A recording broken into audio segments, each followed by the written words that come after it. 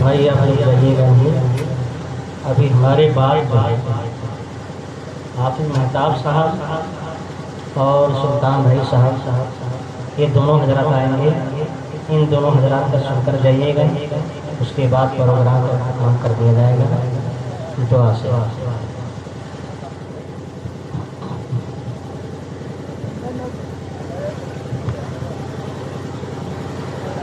الحمد لله نحمده ونستعينه ونستغفره ونؤمن به ونتوكل عليه ونعوذ بالله من شرور أنفسنا ومن سيئات أعمالنا من يهده الله فلا مضل له ومن يضلله فلا هادي له ونشهد أن لا إله إلا الله وحده لا شريك له ونشهد أن سيدنا ومولانا محمدا عبده ورسوله صلى الله عليه وعلى آله وأصحابه وسلم أما بعد قال الله تبارك وتعالى في القرآن المجيد والفرقان الحميد أعوذ بالله من الشيطان الرجيم بسم الله الرحمن الرحيم كل نفس ذائقة الموت وقال النبي صلى الله عليه وسلم زوروا القبور فإنها تذكر الموت وقال في مقام آخر القبر روضة من رياض الجنة أو حفرة من حفر النار أو كما قال عليه الصلاة والسلام۔ میرے محترم بزرگ دوستوں، دینی بھائیوں، گھروں کے اندر بیٹھے ہوئے خواتین ماں بہنوں، میں نے خطبہ کے اندر موت اور فکر آخرت کے متعلق ایک چھوٹی سی آیت کریمہ کی تلاوت کی ہے اور 2 حدیثیں بھی پڑھی۔ آیت کا ترجمہ یہ ہے کہ اللہ تعالیٰ فرماتا ہے کل نفس ذائقۃ الموت، ہر جاندار کو، ہر شخص کو، ہر نفس کو موت کا مزہ چکھنا ہے۔ اور حدیث کا ترجمہ یہ ہے کہ اللہ کے نبی صلی اللہ علیہ وسلم کا فرمان ہے زوروا القبور فإنها تذکر الموت، قبروں کی زیارت کیا کرو، فإنها تذکر الموت، اس لیے کہ موت کی یاد تازہ ہوتی ہے۔ ظاہر سی بات ہے کہ اگر قبر کی زیارت کی جائے گی تو موت کی یاد دل میں تازہ ہوگی اور اللہ تعالیٰ کی طرف سے ایک ڈر اور خوف پیدا ہوگا، انسان گناہ کا کام کرنا بند کر دے گا۔ اور دوسری حدیث جو میں نے پڑھی ہے القبر روضۃ من ریاض الجنہ او حفرۃ من حفر النار، قبر جنت کے باغوں میں سے ایک باغ ہے یا جہنم کے گڑھوں میں سے گڑھا ہے، یعنی یہ قبر نیک لوگوں کے لیے، متقیوں کے لیے، پرہیزگاروں کے لیے، اللہ والوں کے لیے، صلحاء کے لیے، شہداء کے لیے جنت کا باغ بن جاتی ہے، اور بدکاروں کے لیے، زناکاروں کے لیے، شرابیوں کے لیے، کمیشہ کھانے والوں کے لیے، جوا کھیلنے والوں کے لیے یہ قبر جہنم کا گڑھا بن جاتی ہے۔ اب یہ انسانوں کے اوپر منحصر ہے، وہ اپنی قبر کو جنت کا باغ بنانا چاہتے ہیں یا جہنم کا گڑھا۔ تو بتاتے قبر نہ تو خود جنت کا باغ ہے نہ تو جہنم کا گڑھا، انسان کا عمل ہی اپنی قبر کو جنت کا باغ یا جہنم کا گڑھا بناتا ہے۔ ملے خاک میں اہل شان کیسے کیسے، ملے خاک میں اہل شان کیسے کیسے،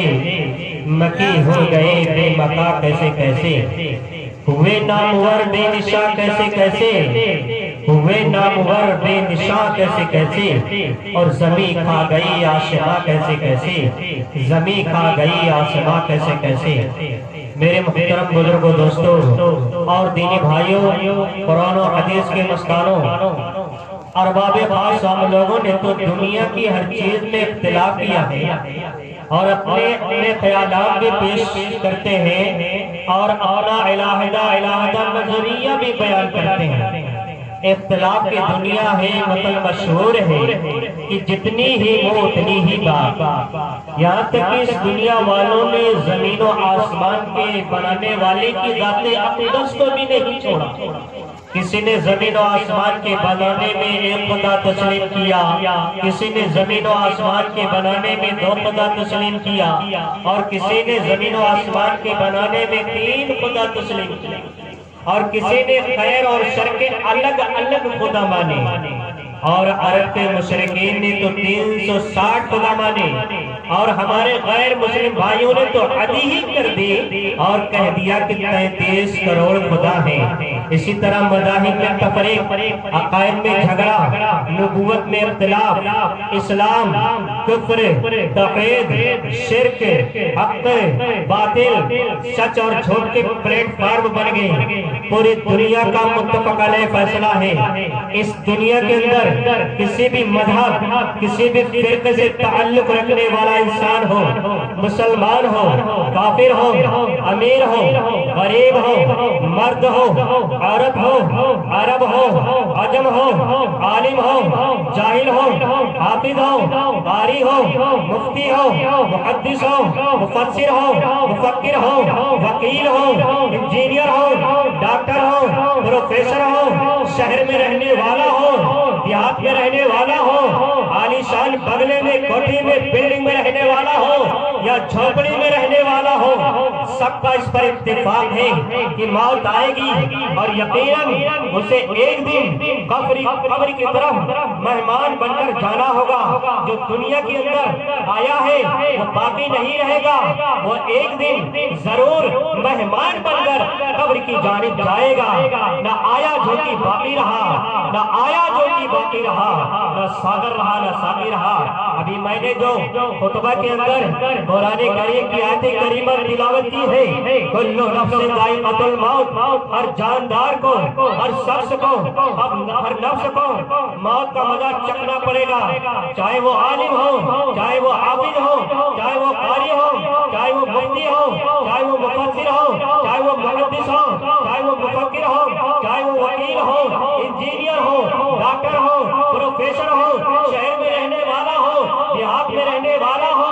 عالی شان بنگلے میں رہنے والا ہو یا جھوپڑی میں رہنے والا ہو، کسی کو موت چکھنے سے فرصت نہیں، اسے موت کا مزہ چکھنا ہی پڑے گا۔ میرے دینی بھائیوں، بزرگوں، دوستوں، جس دھرتی کے اوپر، جس زمین پر ہم رہتے ہیں، چلتے ہیں، کام کاج کرتے ہیں، تجارت کرتے ہیں، کاروبار کرتے ہیں، خرید و فروخت کرتے ہیں، بائع و شراء کرتے ہیں، جس دھرتی کے اوپر، جس زمین کے اوپر ہم اللہ کی پاک رزق تلاش کرتے ہیں، اللہ کی حلال روزی تلاش کرتے ہیں، جس دھرتی کے اوپر، جس زمین کے اوپر ہم نماز پڑھتے ہیں، روزہ رکھتے ہیں، زکوٰۃ دیتے ہیں، قرآن کی تلاوت کرتے ہیں، حج ادا کرتے ہیں، جس دھرتی کے اوپر ہم شراب پیتے ہیں، جوا کھیلتے ہیں، تاشے کھیلتے ہیں، جس دھرتی کے اوپر ہم ایک دوسرے سے دوستی کرتے ہیں، جس دھرتی کے اوپر ہم ایک دوسرے سے دشمنی کرتے ہیں، عداوت کرتے ہیں، نفرت کرتے ہیں، بغض کرتے ہیں، حسد کرتے ہیں۔ میرے دینی بھائیوں، بزرگوں، دوستوں، یہ زمین دنیا کی کتنے انسانوں کو کھا گئی، لیکن آج تک کی کسی نے اس زمین کے ٹھکار کو سنا؟ کسی نے نہیں سنا ہوگا، کسی نے نہیں سنا ہوگا۔ حضرت سلیمان علیہ السلام کے پاس موت کا فرشتہ اس وقت آیا جب آپ بیت المقدس کی تعمیر کرا رہے تھے۔ موت کے فرشتے نے اللہ کا پیغام سنایا۔ حضرت سلیمان علیہ السلام کو بڑی فکر ہوئی کہ اللہ رب العالمین کا پیغام آ گیا ہے، بلاوا آ گیا ہے، ابھی آپ کی گھر کی تعمیر باقی ہے۔ حضرت سلیمان علیہ السلام نے موت کے فرشتے سے کہا، اے فرشتے، جا اور اللہ سے عرض کر کہ اے اللہ، تیرا ایک بڑا بندہ سلیمان علیہ السلام تھوڑی سے مہلت مانگتا ہے، وہ مہلت اس لیے مانگتا ہے کہ ابھی آپ کے گھر کی تعمیر باقی ہے۔ بتاؤ وہ بادشاہ جو ہواؤں کے اوپر اپنی حکومت کیا کرتا تھا، وہ بادشاہ جو جنات کے اوپر اپنی بادشاہت کیا کرتا تھا، اپنا حکم چلایا کرتا تھا، وہ بادشاہ جو دنیا کے چرندوں پرندوں کو اپنے تابع کیے ہوئے تھا، وہ بادشاہ جو ساری کائنات پر، جو ساری دنیا پر اپنی بادشاہت کیا کرتا تھا، آج وہ زندگی کے بھیک مانگ رہا ہے۔ اللہ تعالیٰ نے سلیمان علیہ السلام سے فرمایا کہ اے سلیمان سن، تم بیت المقدس کی تعمیر کا بہانہ کیوں بناتے ہو؟ بیت المقدس کی مکمل تعمیر کرانا یہ تو ہمارا کام ہے، تمہارا کام نہیں ہے۔ چنانچہ فوراً حضرت سلیمان علیہ السلام کے روح قبض کر لی گئی، جان نکال لی گئی۔ اللہ تعالیٰ قرآن میں علی الاعلان کہتا ہے، ارشاد فرماتا ہے اذا جاء اجلهم فلا يستأخرون ساعة ولا يستقدمون، جب تمہارا متعینہ وقت آ جائے گا، مقررہ وقت آ جائے گا، تو تمہیں پھر ایک لمحہ کی مہلت، ایک سیکنڈ کی مہلت، ایک منٹ کی مہلت نہ آگے مل سکتی ہے نہ پیچھے مل سکتی ہے۔ اور ایک دوسری جگہ اللہ تعالیٰ قرآن میں ارشاد فرماتا ہے اینما تکونوا، تم جہاں بھی کہیں بھی رہو گے، دنیا کی کسی کونے میں رہو گے، دنیا کی کسی گوشوں میں رہو گے، دنیا کی کسی جنگل صحرا بیاباں میں رہو گے، موت تمہیں آ پکڑے گی، یدرککم الموت، موت تمہیں آ پکڑے گی، چھوڑے گی نہیں۔ وَلَوْ كُنْتُمْ فِي بُرُوجٍ مُّشَيَّدَةٍ، اگرچہ تم دنیا کے مضبوط سے مضبوط قلعوں میں بند ہو جاؤ، موت تمہیں چھوڑنے والی نہیں ہے، آ کے پکڑ لے گی۔ اور یہ بھی سن لیجئے میرے دینی بھائیو بزرگو دوستو، موت کے بارے میں کسی کو کوئی علم نہیں کہ موت کب اور کہاں اور کیسے آئے گی، کب آئے گی، کتنے سال کی عمر میں آئے گی، ایک سیکنڈ کی عمر میں آئے گی، ایک منٹ کی عمر میں آئے گی، ایک گھنٹے کی عمر میں آئے گی، ایک دن کی عمر میں آئے گی، ایک سال کی عمر میں آئے گی، 10 سال کی عمر میں آئے گی، 90 سال کی عمر میں آئے گی، 100 سال کی عمر میں آئے گی، اس کا علم کسی کو نہیں۔ اور موت کتنے بجے آئے گی، کس ٹائم میں آئے گی، کس وقت میں آئے گی، رات میں 10 بجے آئے گی، رات میں 11 بجے آئے گی، رات میں 3 بجے آئے گی، یا دن میں 2 بجے آئے گی، یا دن میں 4 بجے آئے گی، اس کا علم کسی کو نہیں۔ اور موت کہاں آئے گی،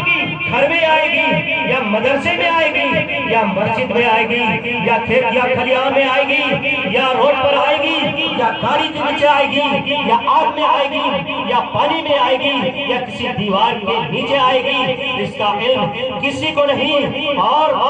کس کے ذریعے سے آئے گی، کسی بڑی بیماری کے ذریعے سے آئے گی یا کسی بڑے زہریلے جانور کے ذریعے سے آئے گی، چاقو کے ذریعے سے آئے گی، پانی کے ذریعے سے آئے گی، آگ کے ذریعے سے آئے گی یا گاڑی کے ذریعے سے آئے گی، اس کا علم کسی کو نہیں۔ آگاہ اپنی موت سے کوئی بشر نہیں، آگاہ اپنی موت سے کوئی بشر نہیں۔ سامان 100 برس کا ہے بلکہ خبر نہیں۔ آقا نامدار، مدینے کے تاجدار، فخر موجودات، احمدی مجتبی محمد مصطفیٰ محمد عربی صلی اللہ علیہ وسلم کا فرمان ہے، ارشاد ہے اذا اصبحت، اے انسان جب تو صبح کر لے، فلا تنتظر المساء، تو شام کا انتظار مت کر، یعنی میری شام تک زندگی باقی رہے گی، میں باحیات رہوں گا، میں صحیح سالم رہوں گا، میری اوپر کوئی بیماری نہیں آئے گی۔ وَإِذَا أَمْسَيْتَ، اور انسان جب تو شام کر لے، فلا تنتظر الصباح، تو صبح کا انتظار مت کر، یعنی تو اپنے دل کے اندر یہ خیال، یہ گمان، یہ سوچ پیدا مت کر کہ شام تک، صبح تک میری زندگی باقی رہے گی، میں باحیات رہوں گا، میں صحیح سالم رہوں گا، میرے اوپر کوئی بیماری نہیں آئے گی۔ یہ خیال، یہ گمان، یہ سوچ تو اپنے دل کے اندر سے نکال دے۔ وَعَدَّ نَفْسَكَ مِنَ الْأَمْوَاتِ، اور تو اپنے آپ کو مردوں میں شمار کر، زندوں میں شمار نہ کر۔ حضرت مریم علیہ السلام ایک روز پہاڑ پر روزہ رکھے ہوئی تھی کہ اچانک موت کا فرشتہ ایک آدمی کی شکل میں بی بی مریم کے پاس بن کر آیا اور بی بی مریم سے کہا کہ اے راتوں کو جاگنے والی، اے راتوں کو اٹھ کر تہجد کی نماز پڑھنے والی، اے لا الہ الا اللہ کا ورد لگانے والی، اے کثرت سے ذکر و اذکار کرنے والی، اے کثرت سے نبی کے اوپر درود بھیجنے والی، اے دن بھر روزہ رکھنے والی، اے چاش اور اوابین کی نماز پڑھنے والی، جن پر سلام ہو سلام ہو سلام ہو۔ جب بی بی مریم نے موت کے فرشتے سے یہ بات سنی تو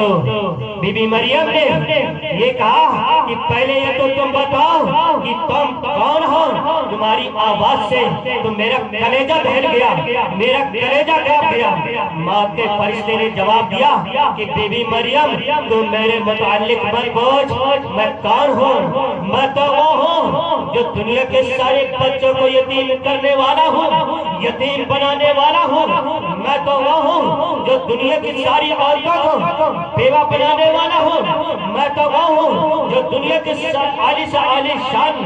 بغلوں کو، بلڈنگوں کو، کوٹھیوں کو،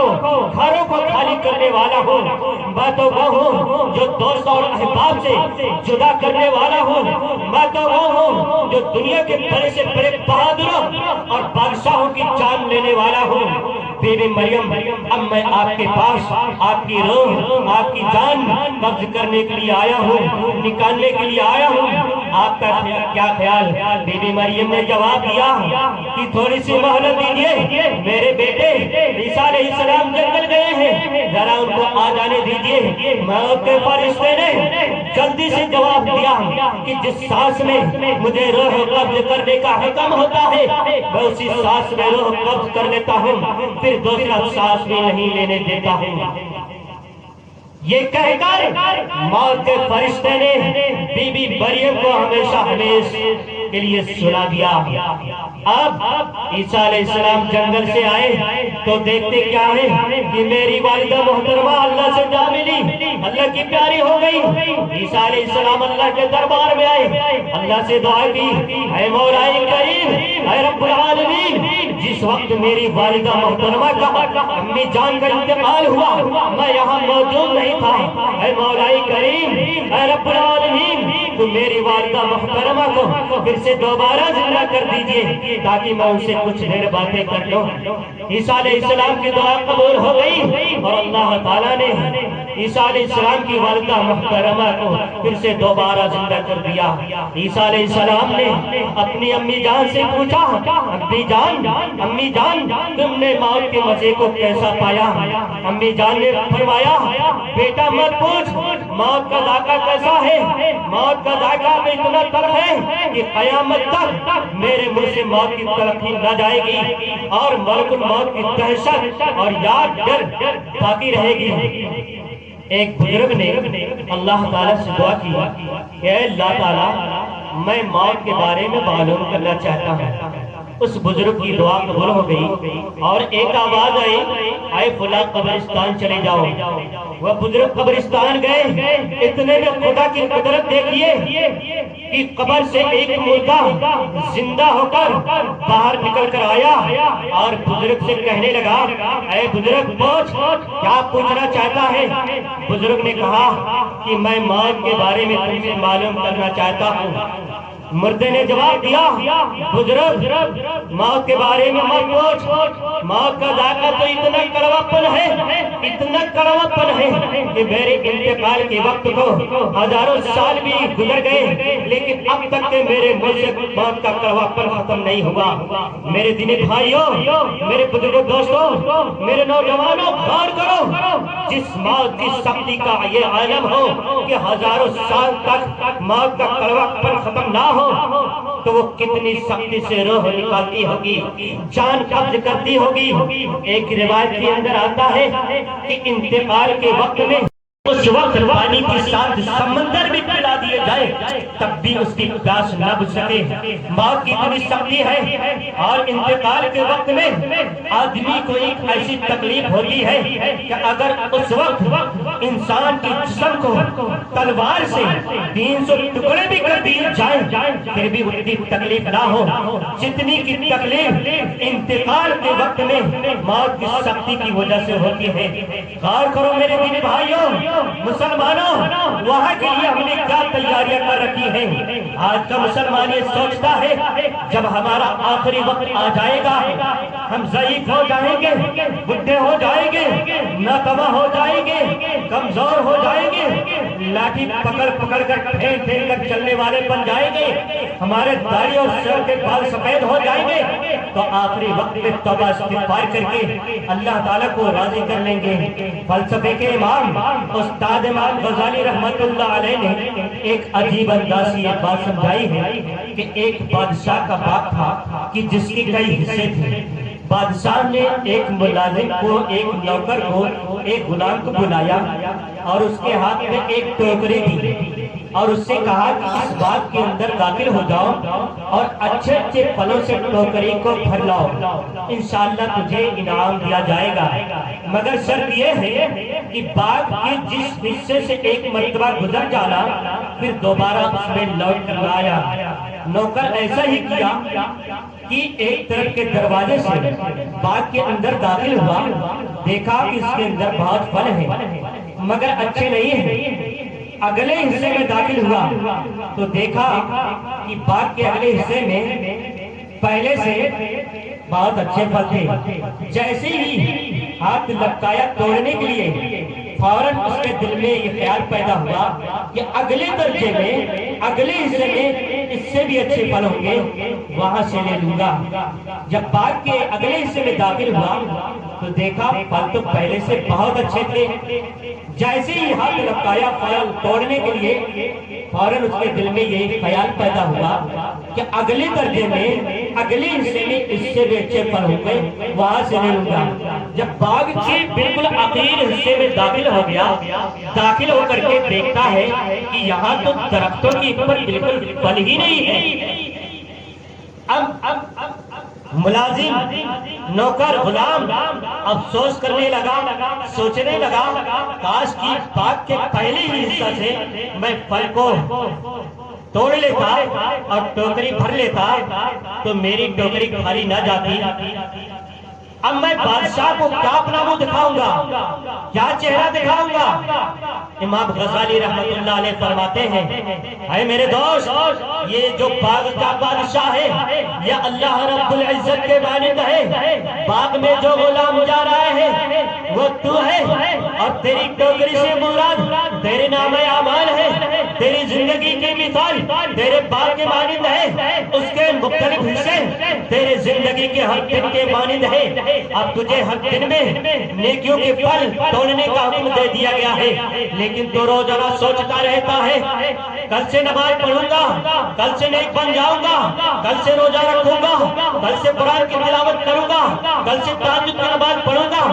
مگر تیری کل نہ آئی ہے اور نہ آئے گی اور نہ آ سکے گی۔ اچانک تجھے اسی حال میں ایک دن اللہ تعالیٰ کے پاس جانا پڑ جائے گا۔ تو میرے دینی بھائیوں، بزرگ دوستوں، یہ موت ہے جو ایک اٹل ہے۔ موت نے تو دنیا کے اندر بڑی سی بڑی ہستیوں کو، بڑے سے بڑے ارب پتیوں کو، کروڑ پتیوں کو، لاکھ پتیوں کو مٹی کے سپرد کر دیا، خاک میں ملا دیا، مٹی کے نیچے کر دیا۔ موت نے کسی کو نہیں چھوڑا، نہ کسی عالم کو چھوڑا، نہ کسی حافظ کو چھوڑا، نہ کسی قاری کو چھوڑا، نہ کسی مفتی کو چھوڑا، نہ کسی وکیل کو چھوڑا، نہ کسی پروفیسر کو چھوڑا، نہ کسی ڈاکٹر کو چھوڑا، نہ کسی شہری کو چھوڑا، نہ کسی دیہاتی کو چھوڑا، سب کو اپنے لپیٹ میں لے رکھا ہے۔ اور موت کو کوئی چیز ٹالنے والی نہیں ہے، نہ دنیا کی کوئی دولت موت کو ٹال سکتی ہے، نہ دنیا کا کوئی بڑے سے بڑا ڈاکٹر موت کو ٹال سکتا ہے، نہ دنیا کی کوئی طاقت و قوت موت کو ٹال سکتی ہے، نہ دنیا کی کوئی حکومت موت کو ٹال سکتا ہے، نہ دنیا کی کوئی وزارت موت کو ٹال سکتی ہے، نہ دنیا کی کوئی دوا موت کو ٹال سکتا ہے، نہ دنیا کی کوئی حکمت و دانائی اور عقل مندی موت کو ٹال سکتی ہے، نہ دنیا کی کوئی نبوت موت کو ٹال سکتی ہے۔ اگر موت کو حکومت کے ذریعے سے ٹالا جاتا تو فرعون کو کبھی بھی موت نہ آتی، اگر موت کو وزارت کے ذریعے سے ٹالا جاتا تو حامان و محمود کو کبھی بھی موت نہ آتی، اگر موت کو طاقت اور قوت کے ذریعے سے ٹالا جاتا تو رستم و سہراب کو کبھی بھی موت نہ آتی، اگر موت کو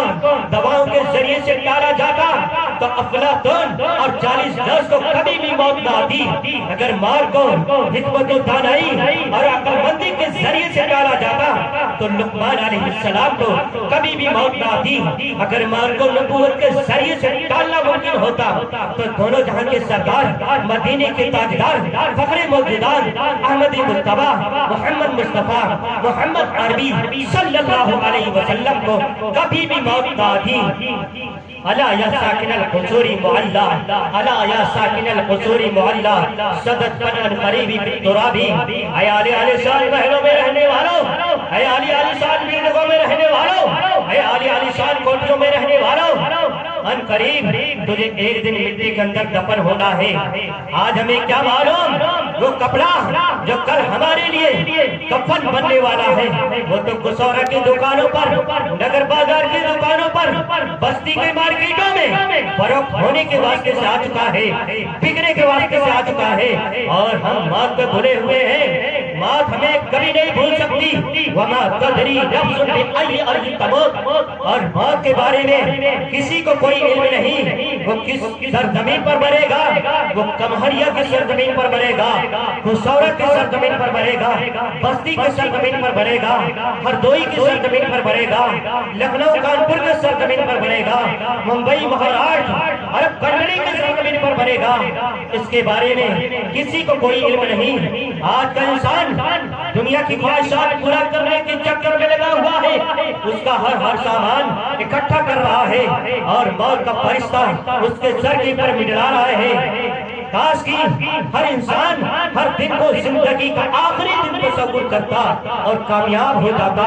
اے بے خبر حیات کا کیا اعتبار، ہر وقت موت سر پر بشر کے سوار ہے۔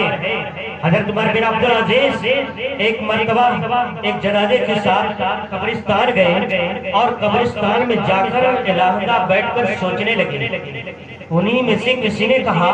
کہ اے امیر المومنین، آپ تو جنازے کے ولی ہیں، آپ ہی علیحدہ بیٹھ گئے۔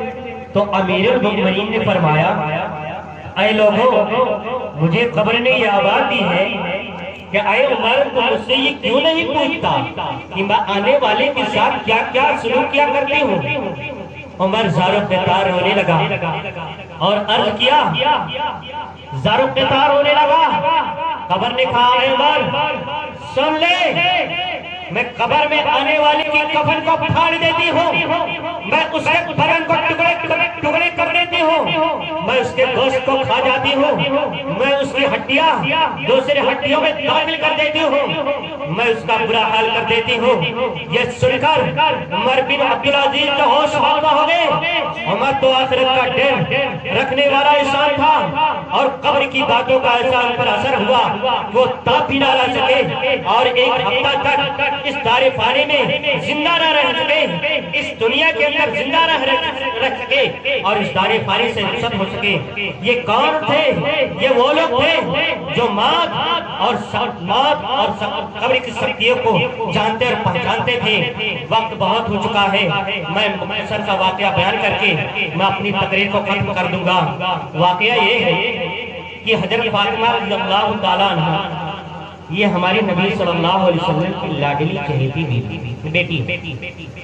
حضرت فاطمہ رضی اللہ تعالیٰ عنہ کا جنازہ رات میں اٹھایا اور جب قبرستان کی طرف لے جایا گیا تو حضرت ابو ذر غفاری رضی اللہ تعالیٰ عنہ نے جوش میں آگے قبر سے خطاب کیا۔ کیا خطاب کیا؟ یا قبر حل تدری، اے قبر تجھے کچھ معلوم بھی ہے، تجھے کچھ پتہ بھی ہے تجھے کچھ خبر بھی ہے؟ من الذی جئنا بہا الیک، ہم کس کے جنازے کو تیرے پاس لے کر آئے ہیں؟ اے قبر سن، ہم جس کے جنازے کو تیرے پاس لے کر آئے ہیں، ہذہ بنت رسول اللہ صلی اللہ علیہ وسلم، یہ بیٹی ہے رسول اللہ صلی اللہ علیہ وسلم کی۔ اے قبر سن، ہم جس کے جنازے کو تیرے پاس لے کر آئے ہیں، ہذہ زوجۃ علی المرتضی رضی اللہ تعالیٰ عنہ، یہ بیوی ہے شیر خدا حضرت علی رضی اللہ تعالیٰ عنہ کی۔ اے قبر سن، ہم جس کے جنازے کو تیرے پاس لے کر آئے ہیں، ہادی ام الحسنین، یہ والدہ محترمہ ہے امام حسن اور حسین کی، ہادی فاطمہ الزہرا رضی اللہ تعالیٰ عنہ، اور یہی حضرت فاطمہ رضی اللہ تعالیٰ عنہ ہے۔ خبردار، کبھی تو ان کی شان میں آ کر کے غفلت میں کوئی گستاخی نہ کر بیٹھے۔ اب قبر سے آواز آ رہی ہے، یا ابا ذر لست انا موضوع حسب ولا نسب، اے ابو ذر سن، یہ قبر حسب و نسب بیان کرنے کی جگہ نہیں ہے، وانا موضوع عمل صالح، یہ قبر نیک عمل بیان کرنے کی جگہ ہے، اچھے چیز بیان کرنے کی جگہ ہے۔ وَلَا يَبْدُ إِلَّا مِنْ قَدْرِ خَيْرِهِ وَسَلَّمَ قَلْبُهُ وَخَلَّصَ عَمَلُهُ، یہاں تو وہی آرام پائے گا جس کا دل ایمان ہوگا، جو مومن ہوگا، جو مسلمان ہوگا، جس کے پاس بہت سارے اعمال ہوں گے، یہاں وہی آرام پائے گا۔ میرے دینی بھائیوں، بزرگوں، دوستوں، گھروں کے اندر بیٹھے فاطمی ماؤں بہنوں، خبر سے یہ کہنا یہ ہندوستان کا گورنر ہے، یہ ہندوستان کا پردھان منتری ہے، یہ ہندوستان کا وزیر اعلیٰ ہے، اس کو کچھ نہ کہنا۔ خبر سے یہ کہنا یہ مسجد کے صدر ہے، یہ مسجد کے متولی ہے، یہ مدرسے کے محتمل ہے، مدرسے کے ناظم ہے، یہ مدرسے کے صدر ہے، ان پر سختی نہ کرنا۔ خبر سے یہ کہنا یہ بادشاہ وقت کا بیٹا ہے، اس کو چھوڑ دینا۔ خبر سے یہ کہنا یہ نبی کی بیٹی ہے، اس پر سختی نہ کہنا، اس پر سختی نہ کرنا، اس کو چھوڑ دینا۔ تو میرے دینی بھائیوں، بزرگ دوستوں، اونچے اونچے حسب و نسب والا ہونا وہاں کوئی کام نہیں آئے گا، کوئی فائدہ نہیں دے گا۔ مرنے کے بعد لوگ یہ نہیں کہیں گے کہ یہ قریشی تھے،